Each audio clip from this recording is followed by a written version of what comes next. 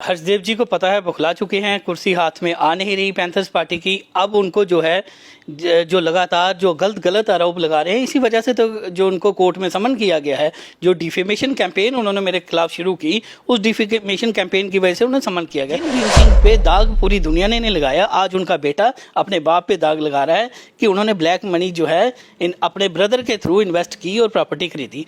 जितने लोग जानते हैं, सब जानते हैं कि ये मेरे फादर की प्रॉपर्टी थी, एक्सक्लूसिव प्रॉपर्टी। मेरे सामने अभी तक आ रहा है एक जो मुझे नजर आती है, ये गिफ्ट निकल के बाहर आई जो जिसमें लिखा गया कि मेरे फादर ने भीम सिंह जी को एक कनाल की गिफ्ट डीड कर दी।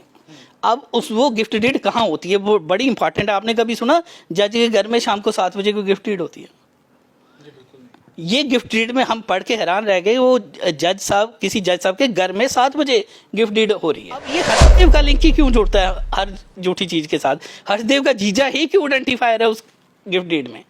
और ये गिफ्ट डीड आई भी कब बाहर है? वो हर्षदेव जी सैंपली से लेके आए, प्रदर्शन कर रहे हैं, भीम सिंह की जगह को हड़प लिया, भीम सिंह की जगह हड़प लिया। भाई आपके जीजे का क्या रोल है जो शाम को 7 बजे? और उसके बाद एक प्रोसीजर है, लॉ में क्लियर कट लिखा है 2 जगह रजिस्ट्री हो सकती है, एक या कोर्ट में, या जो व्यक्ति कोर्ट में नहीं जा सकता उसके घर में। एक जो डिफेमेशन केस भी आपने फाइल किया था, उसमें अब सम्मन भी किया है, तो वो कब, किस मामले को लेकर है और उसमें किस तरह के जो आपने आरोप लगाए हैं जिसके तहत जो उनको सम्मन भेजा गया है कोर्ट की तरफ से और उन्हें पेश होना, थोड़ा उसके बारे में? देखिए, एक वीडियो जो था अंकित लव ने अपलोड करवाया था, उन्होंने बोला और बाद में वो मीडिया कर्मी ने अपलोड किया। उस वीडियो में उसने बड़े संगीन इल्ज़ाम लगाए हैं कि विलक्षण ने और उसकी सिस्टर ने मेरी मां का मर्डर कर दिया। उसमें उन्होंने ये इल्ज़ाम लगाए हैं कि मेरे विलक्षण ने मेरी मदर के अकाउंट से पैसे ले लिए। तो ये जो संगीन इल्ज़ाम थे, फिर ये बीजेपी के एजेंट है, तो ये सारे इल्ज़ाम उन्होंने लगाए थे। तो मैंने कोर्ट में जो कंप्लेंट फाइल किया उसमें साफ किया कि बेसिकली ये कॉन्स्पिरेसी है बिटवीन हर्षदेव सिंह एंड ये अंकित लव। तो मेरे साथ गैर कानूनी काम करेगा, उसको कानूनी कार्रवाई का फेस करना पड़ेगा, चाहे वो हर्षदेव सिंह हो, उनकी वाइफ हो, या उनके बिहाफ पे कोई हो। अगर ये क्लियर कट मैसेज है कि अगर आप समझते हैं कि विलक्षण डरेगा, तो हर्षदेव जी विलक्षण डरने वाला नहीं है, वो लोग और हैं जो डरेंगे। हम आपको किसी ना किसी व्यक्ति के लिए कोई ना कोई उसका एंटीडोट बना होता है। शायद कुदरत ने आपका एंटीडोट मुझे बनाया है, आप अभी भी समझ जाइए, नहीं तो ये एंटीडोट जो है काम अपना कर जाएगा, आपके लिए मुश्किल हो जाएगी। ये जो लोग आज क्लेम कर रहे हैं मैं प्रेसिडेंट हूँ, मैं ये हूँ, ये तो पैंथर्स पार्टी के भगोड़े हैं। भाग गए थे पैंथर पार्टी को छोड़ के जब भीम सिंह जी डेथ बेड पे थे, जब भीम सिंह जी को जरूरत थी की, तब ये भीम सिंह जी को छोड़ के चले गए। इनको सबज बाग दिखाई दिया आम आदमी पार्टी में। आम आदमी पार्टी में जब देखा कि कुछ नहीं बनने वाला, तो ये वापिस आ गए। हमने फिर भी वेलकम किया कि पैंथर्स पार्टी बढ़नी चाहिए। अगर कोई नेता आता है, जिस तरीके से हमने इनका स्वागत किया, तो इनको तो खुश होना चाहिए था कि ये वापसी पे हमारा स्वागत करें। लेकिन आते ही क्या चाहते हैं कि वो जो है आते ही प्रेसिडेंट बन जाए और अपनी डिक्टेटरशिप वैसे ही शुरू कर दें जैसे पहले करते थे। हमारा स्टैंड तो इलेक्शन कमीशन में ये है कि हर्षदेव जी ने सिर्फ अनाउंस किया था कि वो पार्टी ज्वाइन कर रहे हैं। उसके बाद कॉन्स्टिट्यूशन में लिखा गया कि अगर आपको मेंबर बनना है, आपको मेंबरशिप फी पे करनी है और मेंबरशिप फॉर्म को फिल करना है। और ना ही हर्षदेव जी ने, ना ही उनके साथ जो लोग आए, उन्होंने ना मेंबरशिप फी पे की, ना मेंबरशिप फॉर्म फिल किए। तो लीगली वो मेंबर बने ही नहीं। अनाउंस बेशक उन्होंने किया, फिर भी हम 1 मिनट के लिए प्रज्यूम करते हैं कि कोई मेंबर बन जाता है। और जो मेंबर बनते ही वो सीधे वर्किंग कमेटी में बैठ जाएगा, खुद ही अपनी मर्जी से वर्किंग कमेटी का मेंबर बन जाएगा। वर्किंग कमेटी का मेंबर बनने के 2 प्रोसीजर हैं। वर्किंग कमेटी में या तो आप इलेक्शन से वर्किंग कमेटी का मेंबर बन सकते हैं, इलेक्टेड मेंबर हो सकते हैं, या प्रेसिडेंट आपको नॉमिनेट करेगा। तो मैं प्रेसिडेंट था, मैंने आपको नॉमिनेट नहीं किया, आपने कोई इलेक्शन कमेटी के मेंबर की नहीं लड़ी, तो आप वर्किंग कमेटी के मेंबर कैसे बन गए? नमस्कार, व्यूज टुडे में आपका स्वागत है। पैंथर्स पार्टी लगातार इस समय सुर्खियों में है। फिर से जिस तरह से आरोप प्रत्यारोप चल रहे हैं, उसको लेकर कई इस समय और भी डेवलपमेंट हो रही हैं। राजनीतिक तौर पर देखा जाए तो इस समय काफी क्राइसिस में जो है ये पार्टी चल रही है। एक समय बड़ा ही दबदबा था पूरे जम्मू प्रोविंस में, लेकिन आज हालात कुछ अलग हैं। इस समय हमारे साथ नेशनल पैंथर पार्टी के प्रेसिडेंट विलक्षण सिंह हैं, जो सीनियर एडवोकेट भी हैं। इनसे बातचीत करेंगे और जानेंगे कि जिस तरह से लगातार आरोपों की झड़ी लग रही है हर्षदेव की तरफ से, उन पर इनकी क्या प्रतिक्रिया है। सबसे पहले व्यूज टुडे में आपका स्वागत है। धन्यवाद अरुण जी। लगातार पहले भी आरोप लगते रहे हैं और अभी भी दोबारा से एक तरह से ये दौर दोबारा शुरू हो गया है। वही पुरानी आरोप लगाए जा रहे हैं और इस बात को लेकर मैं आपसे फिर से एक बार दोबारा जो है इंटरव्यू कर रहा हूं और जानना चाहता हूं कि अभी जिस तरह से एक हाल ही में प्रेस कॉन्फ्रेंस की गई है। उन प्रेस कॉन्फ्रेंस में बताया गया है कि आरोप जो लगाए गए कि भीम सिंह की उनकी अपनी जो ज़मीन है, प्रॉपर्टी है, उसको विलक्षण सिंह ने हड़पा है। ये एक आरोप जो है हर्षदेव सिंह पहले भी लगाते रहे और अभी भी लग रहा है। इस पर सबसे पहले मैं आपसे जानना चाहूंगा कि उनकी इस आरोप में क्या सत्यता है। देखिए, हर्षदेव जी को पता है, बौखला चुके हैं, कुर्सी हाथ में आ नहीं रही पैंथर्स पार्टी की। अब उनको जो है जो लगातार जो गलत आरोप लगा रहे हैं, इसी वजह से तो जो उनको कोर्ट में समन किया गया है। जो डिफेमेशन कैंपेन उन्होंने मेरे खिलाफ शुरू की, उस डिफेमेशन कैंपेन की वजह से उन्हें समन किया गया। जहाँ तक ये सवाल है, ये जो आप ज़मीन की बात कर रहे हैं, अब ये जो जगह है, ये जगह वही है जहाँ आप बैठे हैं। ये जगह मेरे फादर ने 82 या 83 में ख़रीदी थी। उसके बाद 83 में ही लगभग घर बना लिया। उसके बाद 1995 में ये जो स्ट्रक्चर तैयार किया आगे वाला, जहाँ मेरा चैम्बर भी है, जो मैं लगभग 2004-5 से जो लगातार इधर चैम्बर चल रहा है। तो आज अचानक से हर्षदेव जी कहते हैं कि भीम सिंह जी की प्रॉपर्टी जो है हड़पली, ये जो मेरे फादर के नाम सारी प्रॉपर्टी थी, उन्होंने खरीदी थी, उनका स्कूल था और इधर भी स्कूल था। आप लगा लें कोई 84 से लेकर कोई 91-92 तक इधर स्कूल चलता था। तो ये जो प्रॉपर्टी थी, जब से मैं पैदा हुआ हूँ, ये हमारे पास है और मेरे फादर की प्रॉपर्टी है। और जब मेरे फादर की डेथ हुई इन द ईयर 2003, उसके बाद मेरे फादर की डेथ के बाद म्यूटेट हुई मेरे नाम पे, मेरी 2 सिस्टर्स के नाम पे। फिर हमारी फैमिली सेटलमेंट हुई, जिसमें मेरी सिस्टर ने कुछ ज़मीन दूसरी भी थी एक जगह पे छन्नी में, वो ले ली, जिसमें हमारी म्यूचुअल सेटलमेंट के तहत मुझे सिद्धरा से जगह मिली और जो उन्होंने दूसरी जगह ले ली। इस तरीके से हमारी जो सेटलमेंट हो गई और ये जगह तब से हमारे पास है। अब अचानक माला जी के मरने के बाद जब कुर्सी हर्षदेव जी के नीचे से निकल गई, जब उन्होंने ज़बरदस्ती मुझे कुर्सी से गिराने की कोशिश की, लेकिन जो उनको पलटवार मिला, वो मजबूत पलटवार मिला, तब उनको लगा कि अब किस तरीके से इस बंदे को गिराया जाए। तो अब कहते हैं, एक इल्ज़ाम लगा के ले आए कि भीम सिंह प्रॉपर्टी हड़प ली। अब मैं बताना चाहूँगा कि भीम सिंह के बेटे ने थ्रू अटॉर्नी होल्डर एक केस किया है डीसी ऑफिस के पास। उसमें मैं कहता हूँ कि जो भीम सिंह जी ईमानदार रहे, उन्होंने, आप सब जानते हैं, उन्होंने यही कहा कि मेरे पास कोई पैसा नहीं। तो उनकी ब्लैक मनी हो सकती है, ऐसा कोई सोच भी नहीं सकता। अब उनका बेटा क्या केस करता है, जब वो पैदा भी नहीं हुआ था तब ये जगह खरीदी गई थी। और उधर केस में क्या कहता है कि मेरे फादर ने, भीम सिंह जी ने और मेरे फादर जगदीश सिंह जी ने, दोनों ने मिलकर ये जगह बराबर पैसे डाल के खरीदी है और बराबर पैसे डाले थे। और मेरे फादर ने शेयर देना था उनको वापस, तो उसमें उन्होंने एक गिफ्ट के माध्यम से शेयर वापस कर दिया। तो ये बताइए, भीम सिंह के पास कभी कभी आपने सुना ब्लैक मनी थी भीम सिंह जी के पास, और भीम सिंह मनी अपने ब्रदर के थ्रू इन्वेस्ट करते थे। जिन भीम सिंह पे दाग पूरी दुनिया ने नहीं लगाया, आज उनका बेटा अपने बाप पे दाग लगा रहा है कि उन्होंने ब्लैक मनी जो है अपने ब्रदर के थ्रू इन्वेस्ट की और प्रॉपर्टी खरीदी। जितने लोग जानते हैं, सब जानते हैं कि ये मेरे फादर की प्रॉपर्टी थी, एक्सक्लूसिव प्रॉपर्टी थी। उल्टा आप जानते हैं कि भीम सिंह की जो इनकम थी वो कम थी, एक्सपेंडिचर ज़्यादा था। तो जब उनको ज़रूरत होती थी, मेरे फादर साहब उस टाइम भी हेल्प करते थे। अब ये बताने की चीज़ें नहीं है, मेरी बड़ी सिस्टर ने कितनी हेल्प की है वो मैं बता नहीं सकता, हमारे कितनी हेल्प की, क्योंकि हमारे ताया जी थे, हमारे लिए अजीज़ थे। अब हम ये नहीं बताना चाहते कि हम क्या क्या हेल्प करते थे, लेकिन सबको पता है कि उनकी इनकम लेस थी, एक्सपेंडिचर ज़्यादा था, और जो रिलेटिव्स थे वो हेल्प करके तो सिस्टम चलता था। आज वो खुद ही इल्ज़ाम लगाते हैं।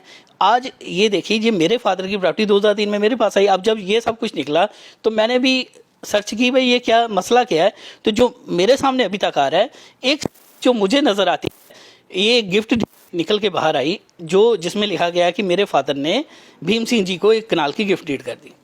अब वो गिफ्ट डीड कहाँ होती है, वो बड़ी इंपॉर्टेंट है। आपने कभी सुना जज के घर में शाम को 7 बजे को गिफ्ट डीड होती है? ये गिफ्ट डीड में हम पढ़ के हैरान रह गए। वो किसी जज साहब के घर में 7 बजे गिफ्ट डीड हो रही है। और मेरे फादर को पैरालिटिक अटैक था, 1993 में वो पैरालिटिक हो गए थे। लेफ्ट बाजू, लेफ्ट टांग दोनों काम नहीं करती थी। अकेले घर से बाहर जाना इम्पॉसिबल था। तो हमारे घर का कोई बंदा आइडेंटिफायर नहीं है। आइडेंटिफाई उनको कौन कर रहा है, वो है हर्षदेव के जीजा। हर्षदेव के जीजा हैं करतार सिंह। अब वो कब मेरे फादर को घर से उठा के ले गए, कब साइन किए, वो साइन जेन्युइन है या झूठे हैं। अब ये हर्षदेव का लिंक ही क्यों जोड़ता है हर झूठी चीज़ के साथ? हर्षदेव का जीजा ही क्यों आइडेंटिफायर है उस गिफ्ट डीड में? और ये गिफ्ट डीड आई भी कब बाहर है? वो हर्षदेव जी असेंबली से लेके आए, प्रदर्शन कर रहे हैं, भीम सिंह की जगह को हड़प लिया, भीम सिंह की जगह हड़प लिया। भाई आपके जीजे का क्या रोल है जो शाम को 7 बजे? और उसके बाद एक प्रोसीजर है, लॉ में क्लियर कट लिखा है, 2 जगह रजिस्ट्री हो सकती है, एक या कोर्ट में, या जो व्यक्ति कोर्ट में नहीं जा सकता उसके घर में। घर में जाने के लिए एक प्रोसीजर है कि उसको एक एप्लीकेशन लगानी पड़ती है कि भाई मैं इस हालत में नहीं हूँ कि मैं कोर्ट में आ सकता हूँ, तो जज साहब आप मेरे घर में आके रजिस्ट्री कर दीजिए। लेकिन जज साहब के घर में जाने का कोई प्रोविज़न नहीं है। और उसके लिए भी एप्लीकेशन लगानी पड़ती है। मैंने RTI लगाई थी और उसके बाद एक सिंपल एप्लीकेशन भी कोर्ट में लगाई कि वो मुझे वो एप्लीकेशन दे दो जो मेरे फादर ने लगाई थी कि मैं कोर्ट नहीं आ सकता, तो मेरे घर पे की जाए या जज साहब के घर पे की जाए। वो कोई एप्लीकेशन बाहर नहीं आई। तो इट मीन्स जो फ्रॉडुलेंट जो गिफ्ट डीड थी, अब आप देखिए मैंने फिर भीम सिंह जी के एफिडेविट स्टडी किए कि भाई भीम सिंह जी के एफिडेविट्स में कहीं है प्रॉपर्टी, तो उन्होंने कहीं भी खसरा नंबर मेंशन ही नहीं किया।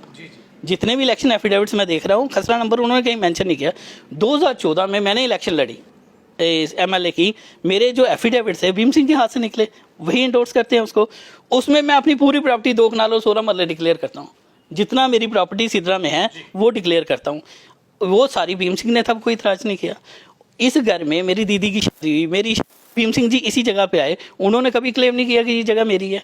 ये आप देख रहे हैं जिस गेट से आप अंदर आए, तो वो गेट ये कब से है, ये प्रॉपर्टी आपको दिख रही है पुरानी हालत में है, आज की तो बनी नहीं है। तो ये प्रॉपर्टी सारी पहले थी। अगर मेरे फादर को पता होता तो वो जब गिफ्ट करने लगे उनको नहीं दिखा कि वो कंस्ट्रक्शन भी हुई है। अगर उन्होंने जेन्युइन की होती, इसके बारे में जो FIR हम लगाएंगे, जो हर्षदेव के जीजा जी हैं जिन्होंने जाके आइडेंटिफाई किया है, वो उन्होंने झूठा आइडेंटिफाई किया है, हमारे फादर नहीं किया। क्योंकि मैंने अपनी बड़ी सिस्टर को पूछा, जो छोटी सिस्टर को पूछा, भाई आप गए नहीं किया था फादर को, क्योंकि फादर पहले ठीक से, तो वो दोनों का कहना है हम नहीं किए। तो ये हर्षदेव के जीजा जी कहाँ से आ गए कंपनी करने वाले, और वो कहाँ से जज के घर में 7 बजे शाम को रजिस्ट्री करवा देते हैं। तो ये जो रजिस्ट्री है जेन्युइन नहीं है, इसको भी हम चैलेंज करेंगे। वो जो क्लेम है कि ये जो उनके फादर ने भीम सिंह जी ने अपने मनी इन्वेस्ट की थी, टोटली फॉल्स क्लेम है। ये सारे का सारा मुझे हरास करने के लिए किया जा रहा है कि ये मैं डर जाऊंगा और कुर्सी छोड़ दूंगा। ये हर्षदेव जी की गलतफहमी है। वो ना मेरी जगह ले पाएंगे, ना ही मेरे से कुर्सी छुड़वा पाएंगे, दोनों चीज़ें उनके हाथ से जाएंगी। अभी इस बीच में एक जो डिफेमेशन केस भी आपने फाइल किया था, उसमें अब सम्मन भी किया है, तो वो कब किस मामले को लेकर है और उसमें किस तरह के जो आपने आरोप लगाए हैं जिसके तहत जो उनको सम्मन भेजा गया है कोर्ट की तरफ से और उन्हें पेश होना, थोड़ा उसके बारे में। देखिए, एक वीडियो जो था अंकित लव ने अपलोड करवाया था, उन्होंने बोला और बाद में वो मीडिया कर्मी ने अपलोड किया। उस वीडियो में उसने बड़े संगीन इल्ज़ाम लगाए हैं कि विलक्षण ने और उसकी सिस्टर ने मेरी माँ का मर्डर कर दिया। उसमें उन्होंने ये इल्ज़ाम लगाए हैं कि मेरे विलक्षण ने मेरी मदर के अकाउंट से पैसे ले लिए। तो ये जो संगीन इल्ज़ाम थे, फिर ये BJP के एजेंट है, तो ये सारे इल्ज़ाम उन्होंने लगाए थे। तो मैंने कोर्ट में जो कंप्लेंट फाइल किया उसमें साफ किया कि बेसिकली ये कॉन्स्पिरेसी है बिटवीन हर्षदेव सिंह एंड ये अंकित लव, क्योंकि अंकित लव एंटी इंडिया चलते हैं। और हर्षदेव भी आप देख रहे हैं आजकल जो गुणगान जो फारूक अब्दुल्ला का कर रहे हैं, तो वो उनका लिंक आपस में मिला कि दोनों एंटी इंडिया स्टैंड जो ले रहे हैं, तो उनका आपस में कनेक्टिविटी बनी और दोनों का एक ही लक्ष्य था कि इलेक्शन को हटाओ ताकि पार्टी जो है वो एंटी इंडिया स्टैंड ले सके। तो दोनों ने मिलकर साजिश रची, वो वीडियो अपलोड कराया ताकि मुझे डिफेम करें। ना केवल साजिश रची, हर्षदेव सिंह ने अपने फेसबुक जो ID है, जो उसको सबसे पहले इस्तेमाल करते हैं, उस फेसबुक ID से उसको वीडियो को शेयर भी किया। तो जब आप वीडियो को शेयर करते हैं, इट मीन्स आप पब्लिश कर रहे हैं, एंड पब्लिकेशन ऑफ डिफेमेटरी जो कंटेंट है वो जो है ऑफेंस है अंडर सेक्शन 500। इसलिए जो कोर्ट ने उनके खिलाफ कॉग्निजेंस ली है और उनको कोर्ट में पेश होने के लिए कहा है। लेकिन एक और भी पिछले दिनों यहाँ पर प्रोटेस्ट डेमोन्स्ट्रेशन भी हुआ, जो कि एक कोई महिला कार्यकर्ता हैं नेशनल पैंथर्स पार्टी की, उनकी तरफ से भी हुआ है, दोमाना में भी वहाँ से होकर यहाँ हुआ है। तो इन सब के बीच में किस तरह से जो है उनके जो दावे हैं वो क्या मायने रखते हैं कि किस तरह से वो जगह दावे कोई लगा रहे हैं, कोई आरोप लगा रहे हैं, वो आरोपों पर आपको क्या कहना?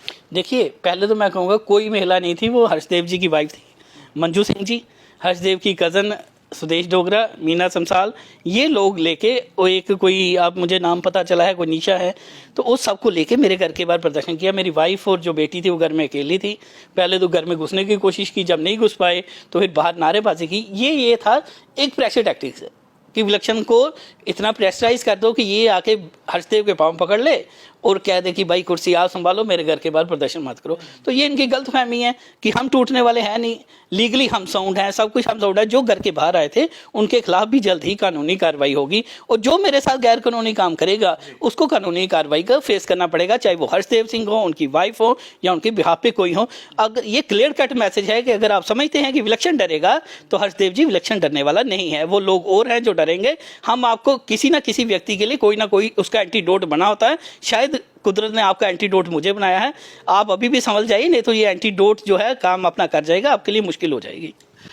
इतनी बड़ी लेगेसी रही है पैंथर्स पार्टी की, प्रोफेसर भीम सिंह का इतना बड़ा नाम है, जिन्होंने इस पार्टी को इतना लंबा समय दिया और इतना उन्होंने नर्चर किया इसको। लेकिन आज के समय में जिस तरह से ये एक विवाद बहुत ज़्यादा चल पड़ा है, असली पैंथर्स पार्टी कौन सी है? देखिए असली ये दर्शक जो जानना चाहते हैं कि आखिर इन दोनों के बीच में जिस तरह भी जो है आरोप प्रत्यारोप जो चल रहे हैं, लेकिन असली पैंथर्स पार्टी कौन सी?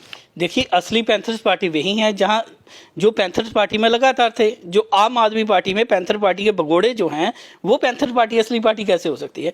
ये जो लोग आज क्लेम कर रहे हैं मैं प्रेसिडेंट हूं, मैं ये हूं, ये तो पैंथर्स पार्टी के भगोड़े हैं। भाग गए थे पैंथर पार्टी को छोड़ के। जब भीम सिंह जी डेथ बेड पे थे, जब भीम सिंह जी को जरूरत की, तब ये भीम सिंह जी को छोड़ के चले गए। इनको सबज बाग दिखाई दिया आम आदमी पार्टी में।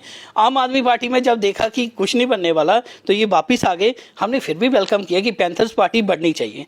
अगर कोई नेता आता है, जिस तरीके से हमने इनका स्वागत किया, तो इनको तो खुश होना चाहिए था कि ये वापसी पे हमारा स्वागत करें। लेकिन आते ही क्या चाहते हैं कि वो जो है आते ही प्रेसिडेंट बन जाए और अपनी डिक्टेटरशिप वैसे ही शुरू कर दें जैसे पहले करते थे।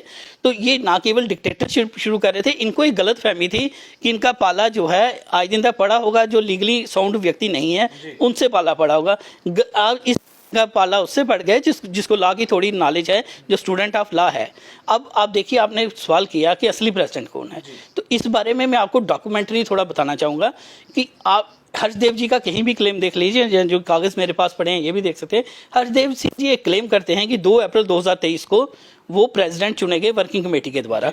तो वर्किंग कमेटी में मैं आपको बताना चाहूँगा, जो लोग उधर बैठे थे उसमें मंजू सिंह थे, आप सब जानते हैं मंजू सिंह ने आम आदमी पार्टी ज्वाइन की। गगन प्रताप थे, आप सब जानते हैं वो आम आदमी पार्टी में चले गए थे। पुरुषोत्तम परिहार आम आदमी पार्टी में चले गए थे। मसूद अंद्राबी चले गए थे। ये जो हैं बशारत अली, ये आम आदमी पार्टी में थे। इसकी हमने वीडियो एविडेंस जो है इलेक्शन कमीशन को प्रोवाइड कराई हैं कि ये सब लोग जो हैं आम आदमी पार्टी में चले। अब आम आदमी पार्टी के लोग अगर मान लीजिए 1 मिनट के लिए मेंबर भी बन गए, हमारा स्टैंड तो इलेक्शन कमीशन में ये है कि हर्षदेव जी ने सिर्फ अनाउंस किया था कि वो पार्टी ज्वाइन कर रहे हैं। उसके बाद कॉन्स्टिट्यूशन में लिखा गया कि अगर आपको मेंबर बनना है, आपको मेंबरशिप फी पे करनी है और मेंबरशिप फॉर्म को फिल करना है। और ना ही हर्षदेव जी ने, ना ही उनके साथ जो लोग आए, उन्होंने ना मेंबरशिप फी पे की, ना मेंबरशिप फॉर्म फिल किए। तो लीगली वो मेंबर बने ही नहीं। अनाउंस बेशक उन्होंने किया, फिर भी हम 1 मिनट के लिए प्रज्यूम करते हैं कि कोई मेंबर बन जाता है। और जो मेंबर बनते ही वो सीधे वर्किंग कमेटी में बैठ जाएगा, खुद ही अपनी मर्जी से वर्किंग कमेटी का मेंबर बन जाएगा। वर्किंग कमेटी का मेंबर बनने के 2 प्रोसीजर हैं। वर्किंग कमेटी में या तो आप इलेक्शन से वर्किंग कमेटी का मेंबर बन सकते हैं, इलेक्टेड मेंबर हो सकते हैं, या प्रेसिडेंट आपको नॉमिनेट करेगा। तो मैं प्रेसिडेंट था, मैंने आपको नॉमिनेट नहीं किया, आपने कोई इलेक्शन कमेटी के मेंबर की नहीं लड़ी, तो आप वर्किंग कमेटी के मेंबर कैसे बन गए? अब इनको इलेक्शन कमीशन को, जब मैंने ये स्टैंड लिया कि ये वर्किंग कमेटी के मेंबर नहीं है, तो इलेक्शन कमीशन को मिसलीड करने के लिए इन्होंने एक उधर चिट्ठी लिख दी कि 24 फरवरी 2023 को पैंथर्स पार्टी ने फैसला लिया कि जो लोग 1 साल के अंदर अंदर वापिस आ गए हैं वो उसी पोस्ट पे डीम किए जाएंगे जिस पोस्ट से छोड़ के गए थे। अब मेरा इनसे सवाल है, जनता को आप मूर्ख बना रहे हैं। 24 फरवरी 2023 तक कौन प्रेसिडेंट था? आप खुद कहते हैं as per your own version 23 मार्च 2023 तक विलक्षण सिंह पैंथर्स पार्टी का प्रेसिडेंट था। ये इनका वर्जन है, मेरा तो है कि अभी भी हूँ। इनके वर्जन तो 24 फरवरी को इनके मुताबिक भी मैं ही प्रेसिडेंट था। तो ये फैसला कौन लेगा और किसकी अध्यक्षता में और किसके सिग्नेचर से होगा? ये मेरे सिग्नेचर से होगा। ना ही कोई ऐसा कोई पार्टी का फैसला है कि जो 1 साल के अंदर अंदर चला गया वो उसी पोस्ट पे बैठेगा।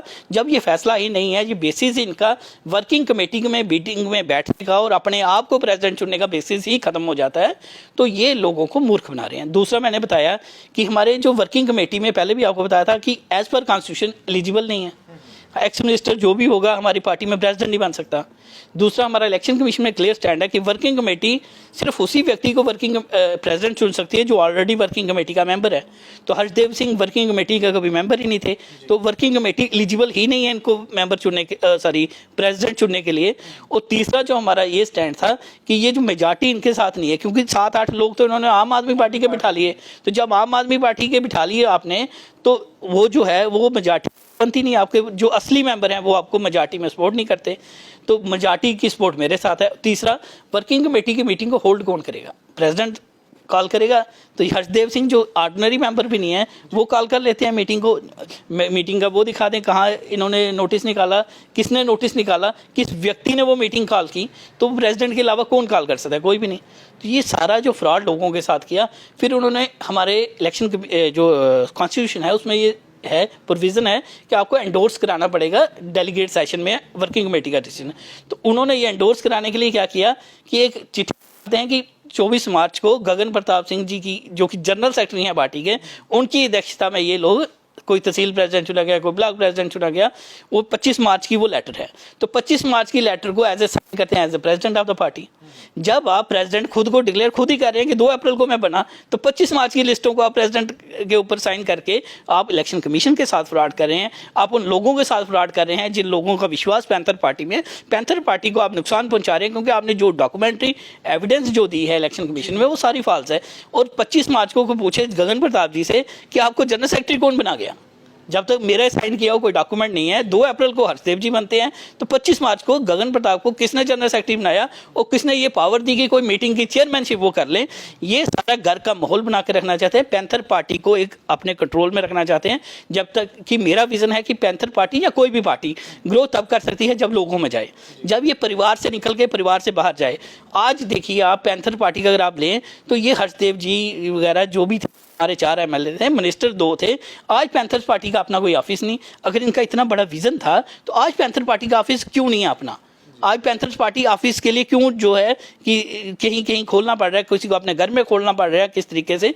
अगर आप 40 साल की पार्टी को आप ऑफिस तक नहीं दे पाते हैं तो आप पार्टी का आगे क्या विजन चलाएंगे जब आप हारे हुए एमएलए हैं? लेकिन इस बीच में मैं जानना चाहूंगा कि अगर आप कह रहे हैं कि किसी भी तरीके से वो अभी प्रेसिडेंट है नहीं, हालांकि जो भी आपने डॉक्यूमेंट्री जो प्रूफ दिखा भी रहे हैं उसमें कहा है कि वो गलत है सब, तो ऐसी सिचुएशन में फिर आप, जैसे आपके लिए भी कहा गया था कि आप तो सिर्फ 23 मार्च तक प्रेसिडेंट थे, तो प्रेसिडेंट फिर कौन होता है? नहीं, देखिए 23 मार्च तक जो फर्स्ट वर्किंग कमेटी थी 19 जून जो 2022 में थी, उसमें ये फैसला लिया गया था कि I was elected as president till 23 March till elections are held. उसके बाद जब ये सारा खत्म हुआ तो 14 अप्रैल 2023 को फिर से मीटिंग हुई वर्किंग कमेटी की, जिसमें 2 साल के लिए मुझे फिर से प्रेसिडेंट चुना गया। तो जो मेरा अब का टेन्योर है वो 2025 तक है, 2025 तक है, क्योंकि टेन्योर एक खत्म हुआ, दूसरे टेन्योर में मुझे दोबारा चुना गया वर्किंग कमेटी के द्वारा। तो मेरा टेन्योर मार्च तक नहीं है, 2025 तक है। इस बीच में एक और भी आरोप जो है उस प्रेस कॉन्फ्रेंस में भी लगाया गया था, जो महिला वर्कर्स ने लगाया कि कोई संदिग्ध रूप से जो है मृत्यु हुई थी कोई लड़कियों की, और उसके बारे में भी उन्होंने आरोप लगाए हैं कि उनका भी जो है जांच होनी चाहिए। वो क्या मामला है? देखिए जो उन्होंने लगाए हैं, जो वो जिस लड़की की बात कहते हैं, एक लड़की मेरी दीदी के घर में थी पहले। वो लड़की जो सुदेश डोगरा आज इनके साथ चल रही है, उनके घर में दिल्ली में थी। वो लड़की कोई बाहर की लड़की नहीं थी, वो भतीजी लगती है हमारी। तो जो मेरी बड़ी सिस्टर है तो वो बुआ लगी उनकी। तो वो और 2 बेटियां जो थी उनके फादर की डेथ हो गई थी काफ़ी छोटी उम्र में। तो उन्होंने बच्चे पढ़ने के लिए छोड़े थे, पहले सुदेश डोगरा के घर में छोड़े थे एक बच्ची। तो उन्होंने रिक्वेस्ट की मेरी बड़ी बहन को कि ये बेटी आप रखिए, क्योंकि मैं पढ़ा नहीं सकती, ना ही मेरे पास पढ़ाने का सोर्स है, जम्मू में रहेगी और पढ़ेगी। तो इस तरीके से बड़ी दीदी ने जब वो रख ली बेटी बड़ी, तो उसके बाद उन्होंने रिक्वेस्ट की कि भाई छोटी बेटी को भी कहीं पढ़वा दो। हमारे फादर का स्कूल है, 1971 से स्कूल चल रहा है। तो उन्होंने रिक्वेस्ट की भाई एक बेटी को आप पढ़ा दो, तो आप अपने पास रहो, क्योंकि मैं अच्छा लगता हूँ। तो हमने कहा चलो रहो। अगर और उस जो बड़ी बेटी है उसने उधर आत्महत्या की, जिसकी 174 CRPC की पूरी कार्रवाई हुई, जिसमें से साफ पाया गया कि ये आत्महत्या, कोई केस नहीं हुआ, ना कोई उसकी माँ बोली, ना उसके ताए ने कभी कोई शक किया, ना किसी तरीके से कोई कंप्लेंट नहीं हुई। ये 2014। आज 10 साल के बाद, 9 साल के बाद लगभग, जब हर जी की कुर्सी को खतरा पैदा होता है तो हर्षदेव जी उस मसले को उछालने की कोशिश करते हैं, उन लोगों को आगे कर रहे हैं। इनके पीछे जो साजिश मैंने बता दी, मेन कुर्सी की साजिश है। और ये जो लड़की ये कहते हैं 3 साल रही, 5 साल रही, तो वो हमारे घर में लगभग 1.25 साल के आप लगा के चलिए, और पढ़ी, स्कूल में पढ़ी। फिर जब उसकी बड़ी बहन ने आत्महत्या कर ली तो हमने भी कहा कि इसको भी आप ले जाइए, कुछ भी कंट्रोवर्सी हो सकती है। अगर घर में रखना पाप है तो हर्षदेव जी को पूछिए, आपके भाई साहब जो हमारे घर में रहे 1 साल, वो जो पढ़ने के लिए रहे, तो वो पाप। जो आपकी बहन जो मीना शमसाल आज आपके साथ चलती हैं, वो 1 साल घर में रही, तो वो बाप था। जो करतार सिंह जी हैं, उनके बच्चे हमारे स्कूल में पढ़ते थे, जो उनके जीजा जी हैं, तो वो बाप था। तो वो हमारे घर का कौन सा ऐसा मेंबर है जो हमारे, क्योंकि जम्मू में हम आए थे, आपको पता है गांव से कोई एक फैमिली उठ के आ जाए तो उसके घर में सारे रहने आ जाते हैं। तो हमारे घर में ऐसे हमारे फादर का कोई भाई का बच्चा नहीं है, कोई भाई ऐसा बच्चा इधर ना रहा हो। तो हर एक का फैमिली का कोई ना कोई एक मेंबर हमारे घर में कोई साल रह के गया है, कोई 1.5 साल रह के गया है, कोई 5 साल रह के गया। हर्षदेव जी का अपना भाई हमारे इधर रह के गए, उनकी बहनें हमारे जो कज़न है मीना समसाल, जो आज बड़ी, उनको उन्होंने डिस्ट्रिक्ट प्रेसिडेंट अनाउंस किए हैं, वो 1 साल इधर रह के गई। इस तरीके से कोई ऐसा रिलेटिव नहीं होगा जो इधर नहीं रह के गया, क्योंकि हमारा प्राइवेट स्कूल था तो पढ़ाई अच्छा में थी, तो सारे अपने बच्चे को छोड़ते थे। इस तरीके से उस बच्ची को भी छोड़ा था कि आपका अपना प्राइवेट स्कूल है। तो जब हमारी भतीजी रहती है तो उसको आज 10 साल के बाद याद आ गया कि भाई इन्होंने उसका शोषण किया। तो 10 साल पहले कहाँ थे जब शोषण किया था, अगर आप कहते हो तो ये शोषण तभी हुआ जब कुर्सी खतरे में है। तो ये मूर्ख जनता नहीं बनेगी। आप जितना मर्जी मूर्ख बना लीजिए। अब उस लड़की की माँ तक बाहर नहीं निकली, उस लड़की के थ्रू, क्योंकि उसका जो कज़न एक था बलदेव, कंप्यूटर ऑपरेटर था पैंथर्स पार्टी में, उसके फादर के थ्रू कंप्लेंट्स लगाई जा रही हैं अब। तो ये लिंक तो जुड़ता है ना कहीं से। तो वो कंप्यूटर ऑपरेटर के फादर, आपका आरोप है कि सब मैनिपुलेटेड है, सब मैनिपुलेटेड है। तो इस तरीके से नाम लगाने को, तो इतने लोग जो हमारे घर में पढ़ के गए, अब हम उनसे स्कूल की फीसें मांगे या फिर वो हमसे तनख्वाह मांगेंगे। तो जो 1.5 साल पढ़े तो स्कूल की फीस हम मांगना शुरू कर देंगे कि हमने बच्चे को पढ़ाया तो 2-1.5 साल की फीस। या इनके हर्षदेव की जो भाई रह के हम उसका क्या खाना का खर्चा मांगे कि भाई आपका भाई इतनी देर रह के गया, आप दे दो खर्चा। तो ये जो परिवार में एक व्यक्ति दूसरे के घर में जाता है, ना उसमें तनख्वाह होती है ना कोई खर्चा होता है। तो ये स्कूल हमारा था जिसमें ये था कि जो गाँव का अपना कोई रिश्तेदार पढ़ जाए तो अच्छी बात है। तो इस तो उन्होंने छोड़ी, जब उसकी बहन ने आत्महत्या की तो हमने वापस छोड़ दी। तो ये मैनिपुलेशन 10 साल के बाद क्यों, सबसे बड़ी क्वेश्चन ये है।